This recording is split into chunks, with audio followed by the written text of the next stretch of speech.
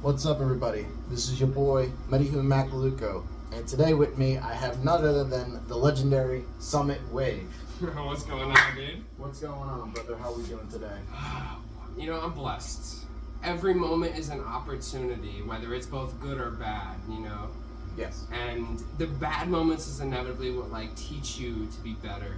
So, you know, no matter what kind of comes my way, both good and bad, because it's very balanced. Right. I'm grateful for every step of the way, and I'm in love with the journey. Awesome. I love to hear that. Let's talk about those individual steps. What got you into DJing and producing music?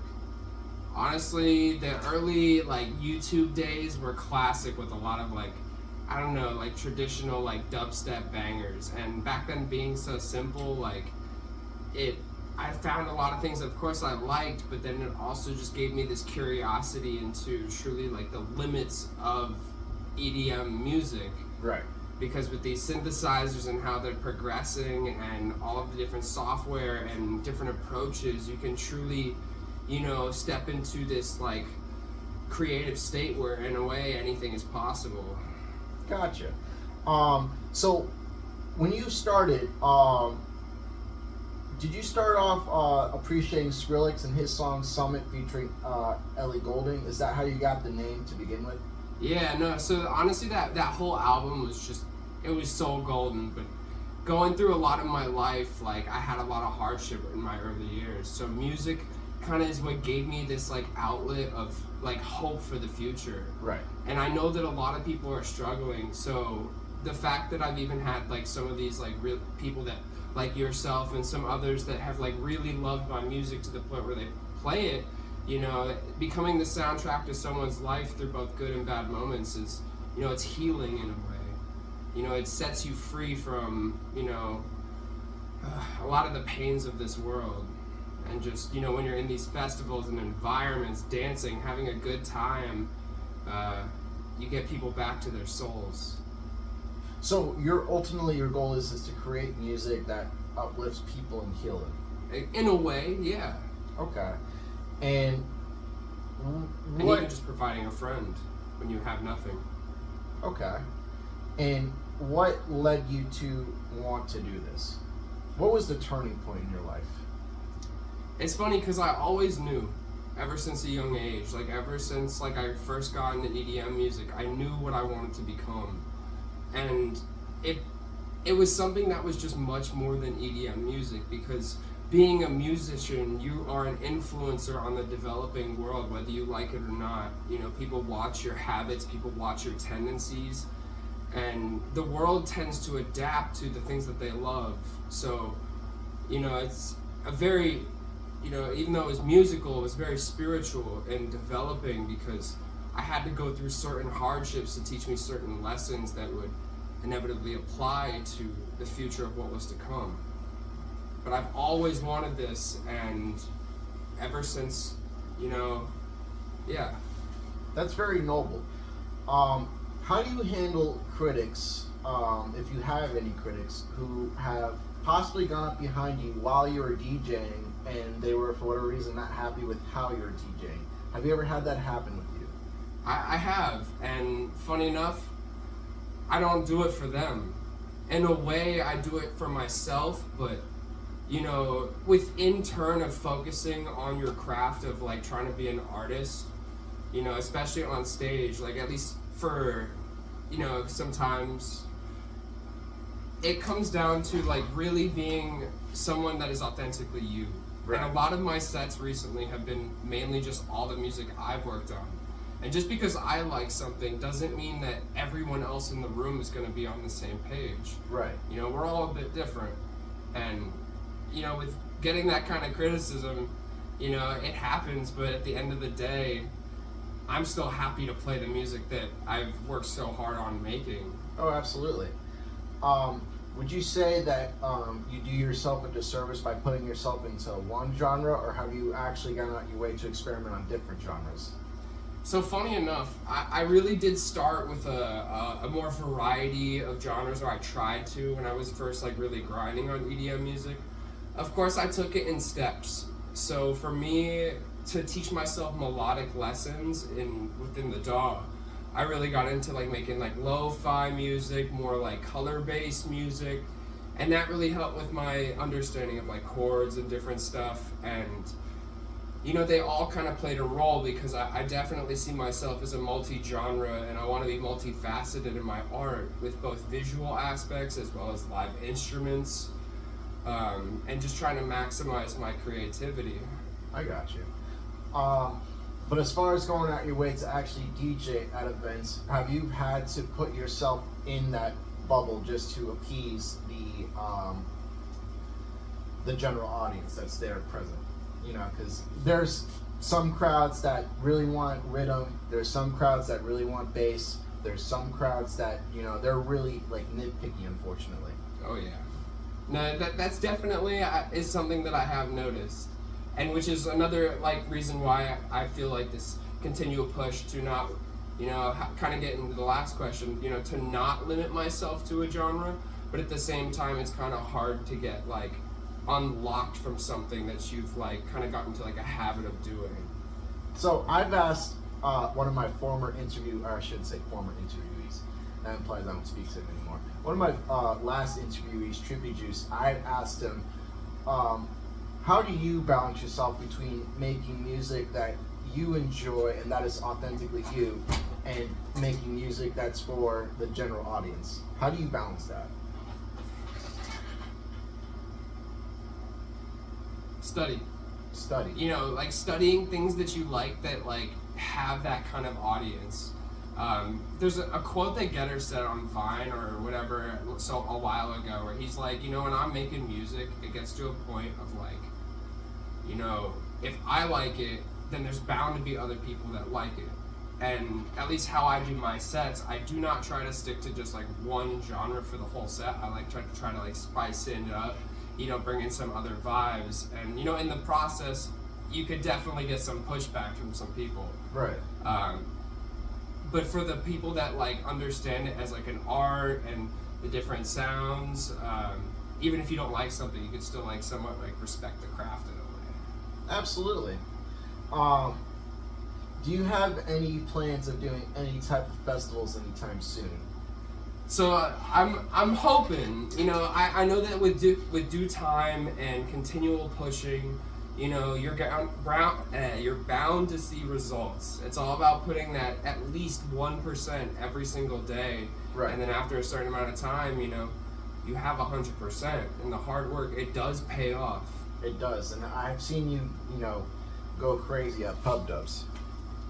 Shout out Pub Dubz! Besides pubs, what were your other venues or events that you've worked at or performed at? So I played at a citywide smoke shop. I was running a big event for 420 as well as 710. And, you know, all of the artists that I had brought through, they absolutely killed their sets. And, you know, big shout out to the Infinite Collective crew. They had me up for an AU5 show, which honestly, that was an impressive show. And I had to do like a rental car for that. And it felt like just a whole movie. It was wild. Was it a movie or a mission? Because there's a difference. What's the difference, would you say? Because So technically a mission could be like a movie. So, a movie to me, it feels like there's not a lot of action going on. You're just kind of present in the moment, watching everything happen. Versus being on a mission, you're actually doing, like, you're the main character of the movie. Okay, no, see, now that I see your perspective, yes. I could see it being like a mission. And I guess what I said movie, it's like exactly how you said, it's like being the main character of a movie, but you know, we're all the main characters of our own lives. Absolutely. I can't deny that. And you know, the other thing is, I will say that mindset has also caused people to develop actual main character syndrome to an extent. And I don't know. I worry about that sometimes. It's like people don't know how to take a step back and, you know, feel sonder. You know, people don't know how to people don't realize that other people have vivid lives of their own. Vastly vivid lives that are so far different from like the next person to the next person. You know, no two things are alike. Exactly. Other than that, what would you say was your best experience performing, and what was your worst experience performing? That's a tough one. See, this seems to be a tough one with a lot of my interviewees. I don't know why. I mean, my top 2 best shows were definitely the AU5 show, and then the NIMDA show was really cool. They were both completely like somewhat different vibes. Right. But you know, I feel like I might have to go with the AU5 show because I did open it with my homie who's a rapper. His name's Jaw. We have a song called Walkin' together, and that was just, we performed that live, and then I dropped it into Run This Town with Infect, Be Kind, Rewind. That's fucking lit. Yeah, and that, oh bro, that shit was crazy. And what would you say was the worst? Like, the one that made you, like, kind of question, what are you doing? Yeah, there was this one Pub Dubz, oh my god, I don't know why, like, I just kept fucking up almost every transition, and all I could go is just like, no, what the fuck is happening? Ah!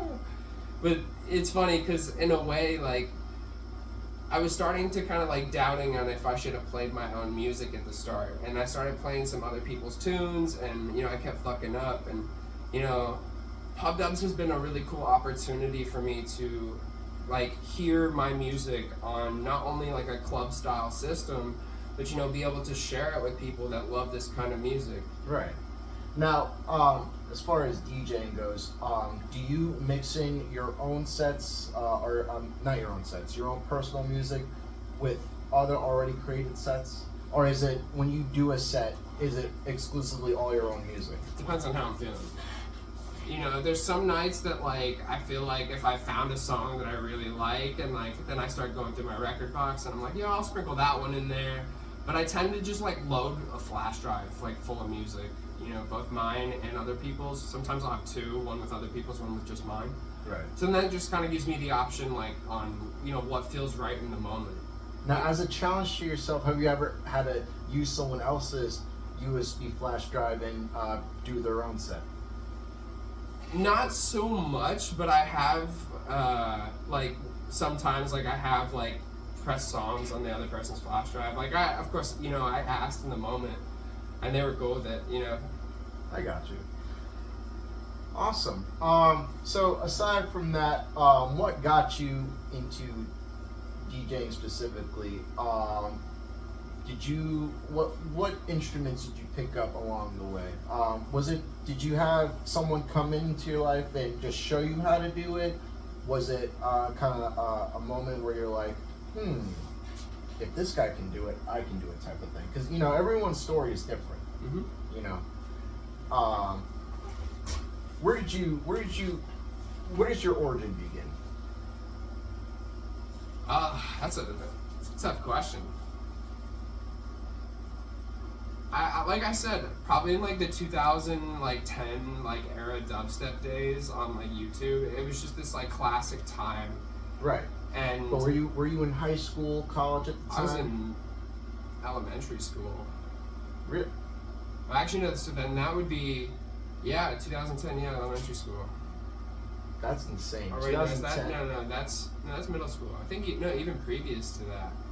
That's wild to me because 2010, 2011, I was a freshman in high school during that time period. Really? So I came in thinking you were much older than me. Really? Yes. No, yeah, I'm 25. That's insane. Uh-huh. I'm 30. Wow. Time flies. Time does fly. And you know, so many memories along the way, you know, they shape you to who you are. Okay, so the timeline makes sense. Uh-huh. So, let me ask you this. What was the first ever time you ever performed? Was it a house party? Was it pubs?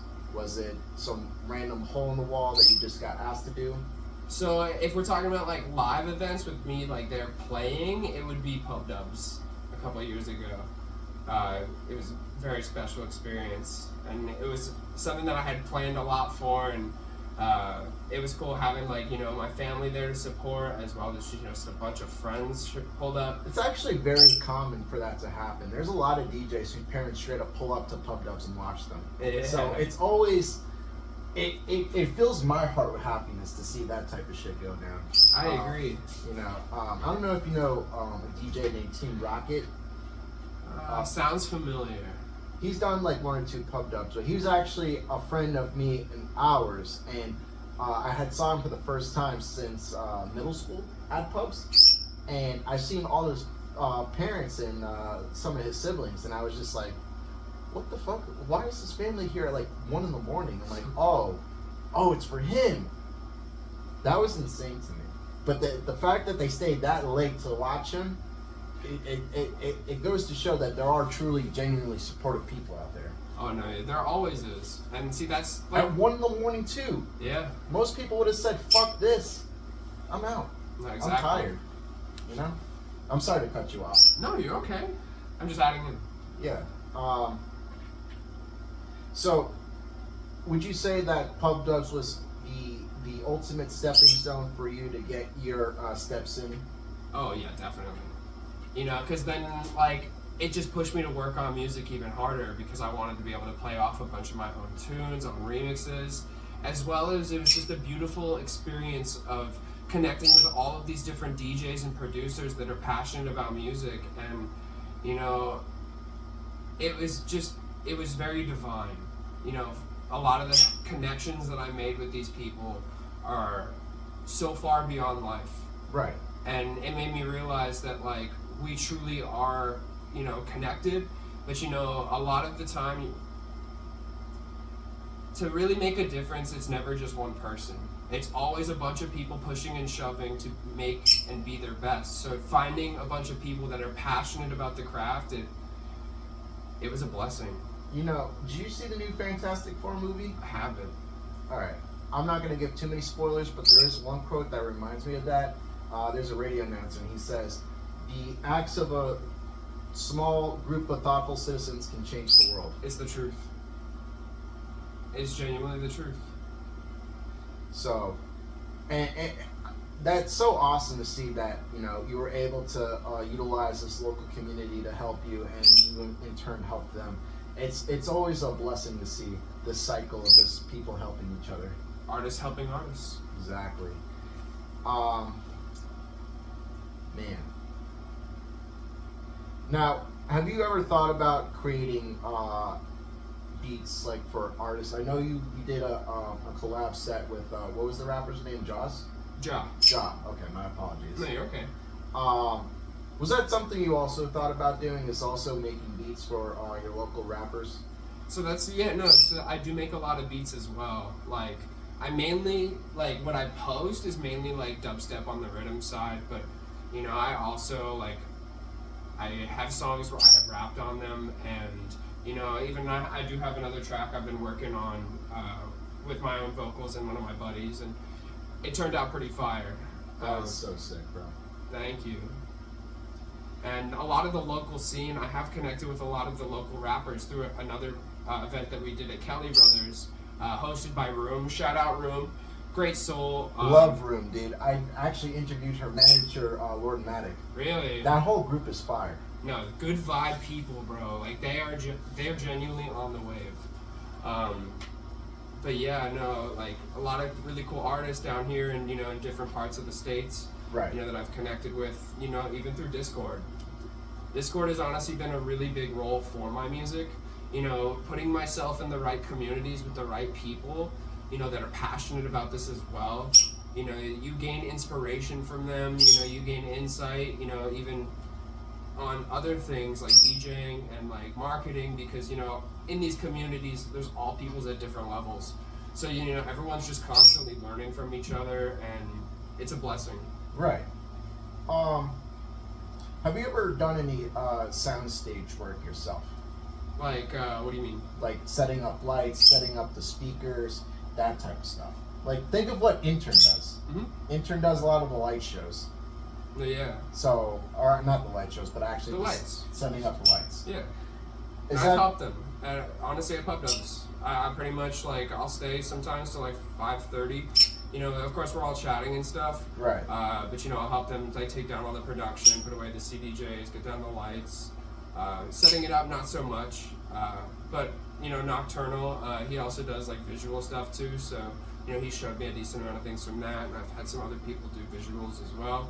So I'm somewhat, like, knowledgeable, but you know. Any plans of making AMVs with that type of knowledge?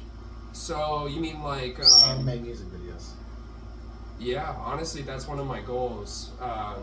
My girlfriend, she's a really good artist, and I've been really pushing her to get like more into drawing, right. So then she can help me like with a lot of my animations that I want to do down the line, because I have a whole like story to kind of be told for Summit, and it is an animated journey, and you know I can't do that with where I'm at right now. So you know it's in different levels. You know, pushing myself to make better music. You know, if I connect with some artists along the way that are, I have the funds available to work with, then of course. But it's a process. But down the line, like, so I want to do like movie stuff. Okay. But is your goal to create a concept album with that animated music video? Yeah, no. So the album, I pretty much already have the album made. I made it a while ago, and it's basically, I'm still working out the kinks in the story. So once I still like get everything like down pat, then I'll probably drop something with it. But yeah, no, it's an interesting story about like a robot, and you know, you'll see. The whole album, at least the EP that I'm gonna drop, it tells a story with it. So once I'm able to, you know, get it animated, then like the story can somewhat be told. But you know that comes with money, and you know, time, money, and you know, bills are expensive. But you know, I have faith. When the time is right, like it's gonna be cool. Just get ready. I believe that. There's so many plans in the works. I'm excited. And speaking of opportunities, has Team Underground or the guys from Simulation ever asked you to do any events outside of Pub Dubz within the last 3 to 4 years? Yeah. No, yeah, that's actually, so they were working with the AU5 show. Okay. Mm-hmm. So that was one opportunity, and then of course, I mean the NIMDA show was, I don't know if that was technically like a Pub Dubz, but the NIMDA, Dr. Ushu, and Cold show was crazy. Insane. Yeah. Awesome. And I don't want to hold you too verbally hostage, so I'll just ask you these 2 last questions. Besides this album with the robot that you have in mind, do you have any other upcoming projects that we should know about? Oh, dude, there's so much. I'm sitting on so much music right now. Like, my SoundCloud, the amount of, I think I'm over 700 tracks on my SoundCloud right now. Are you also on Mixcloud? No. No? But I'm on Spotify and Apple Music. I just don't really post on there as much as I should. But yeah, no, I have a lot of music coming up. Some of the music I've been making more like the past couple of days have been some of the best stuff that I've ever made. And even I have been like looking at the screen like, yo, did I really just make that? Oh my god. It's crazy. I love that feeling. Yeah, it's insane. You know? Yeah.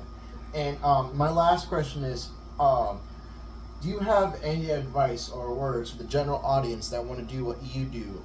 Any pointers that you want to make that will help them along their journey? Don't give up. Genuinely, don't give up. And it's going to be really hard, you know, depending on your learning curve and depending how passionate you are. But, you know, it comes down to a point where you can, you know, sit at the DAW and stare at it and, you know, make excuses to why you can't make music. But, you know, all the people that learned how to make music, they pushed themselves. They did whatever they could to understand and become better. So, you know, when the brain and the ego starts saying like, oh, like, you're not going to be able to make anything, you know, you kind of have to, you know, set those thoughts aside and, you know, push yourself, you know, because I've had so many moments where I've sat in the DAW and, you know, I'm just kind of like, what am I doing? Like, I'm not being able to make anything. And then, you know, it comes with, you know, being faced with the thoughts of giving up and then telling myself, no, I'm not going to give up. And you just keep trying, and then once you keep trying, you're bound to get it. Right. Awesome. But the last thing, ask questions. Genuinely ask more questions. You know, connect yourself with people that love the craft, that want to be doing what you're doing, and maybe even people that are doing what you're trying to do, and learn. I'll keep that in mind. I will definitely take that advice. Oh yeah. But thank you, Mr. Summit.wav. I Of appreciate course, you. dude. Thank you. Absolutely. All right, folks. All his links are in the description below. You already know what the deal. Like, comment, subscribe. Next week, we got Elric. Woo! Let's go! I hope you guys are ready. This is your boy, Metahuman, out.